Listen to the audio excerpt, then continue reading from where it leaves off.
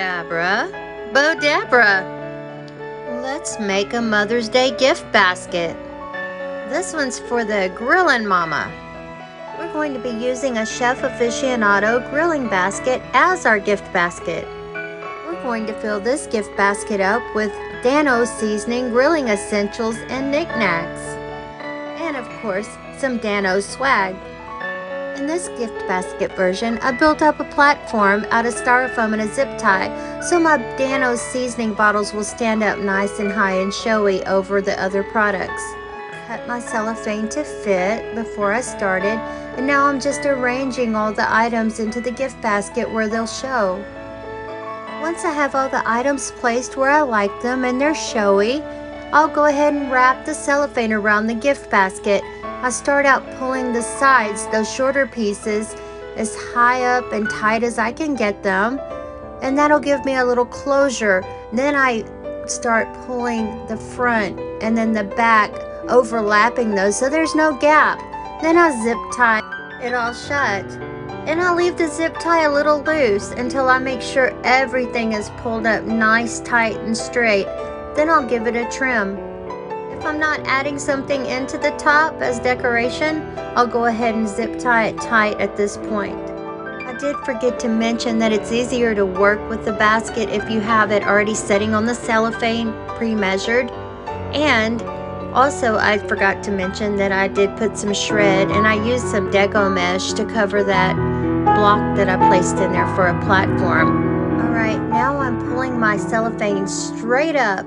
As you're pulling, nick your cellophane with the tip of your scissors and then give it a nice quick tug. This procedure will give you the result of a gorgeous haircut for your gift basket. Here's where I add a little extra touch to my gift baskets. I like to put something down the top. This item is usually something linear, a tool, or it could even be a flower. After you have it in place, go ahead and tighten that zip tie or whatever you fasten your gift baskets with. Make sure it's nice and tight. Now it's time to make the bow. I'm going to be using my Bodabra to make this bow, and I'm going to use 3 different ribbons, one of them being the bling ribbon from Bodabra, and I'm going to slice it up in a few pieces and use it for streamers. And for an added touch, I'm going to work in a few hanging flowers in this bow. After a little bit of practice, anyone can make a professional looking bow in a Bodabra. It's just a back and forth motion. You put a streamer, then a loop, and you can make another streamer and then cut it off and then do the opposite side the same way. Or you can go back and forth with your loops, ending in a streamer. While you're making these loops and streamers, you can be layering in flowers. The opportunities are endless when you're using the Bodabra to make a bow. I've been making hand-tied bows for 30-something years, and now I prefer to use the Bodabra. If you're going to take the time to make a professional-looking gift basket, presentation is everything. You're going to want a beautiful bow to top that basket off with. I tied this bow off with my Bodabra wire. I left it long enough to wrap it around that basket and then pull it around real tight back to the front underneath the bow, and then tie it in a knot or a little bow underneath, and there you have it. Don't forget to fluff and shape the bow. Alright, let's test our basket out, and ta-da! It's perfect. It stayed together. It's ready for mom. Now let's make another version, and here we go. This version is great for shipping, and it's a really good version when you're wrapping bottles or something breakable. Go ahead and cut that cellophane and lay your basket into the cellophane and start arranging. And we're arranging flat this time. Did you notice? I've already added my filler shred to the basket, and now I just need to place my items where I like them. Instead of pulling the cellophane over the sides, you're going to be pulling this cellophane over the bottom and top. You'll be wrapping on one of the sides. This could either be the top, bottom, side. You choose. No, there's no wrong way for where you put your bow on this one. I feel like I may have got this one upside down though, but I'm not going to change it. It will be fine. There is no wrong way. Sometimes you do have to hold your tongue right to get things to stay in place though. And here we go. Time to wrap now that everything's in place. And have your zip tie handy and pull those shorter sides up first nice and tight.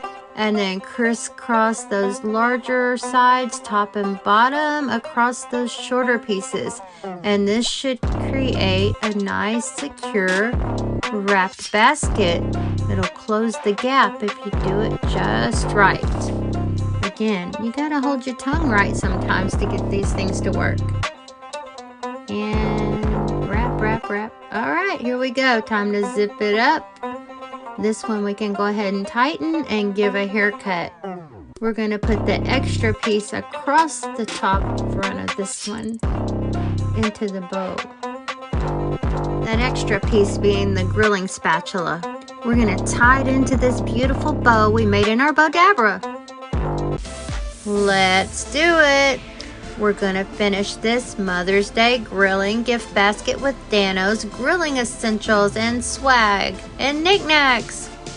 And now it's time to tie that spatula into the bow along with that little magnet I made from an empty Dano's bottle.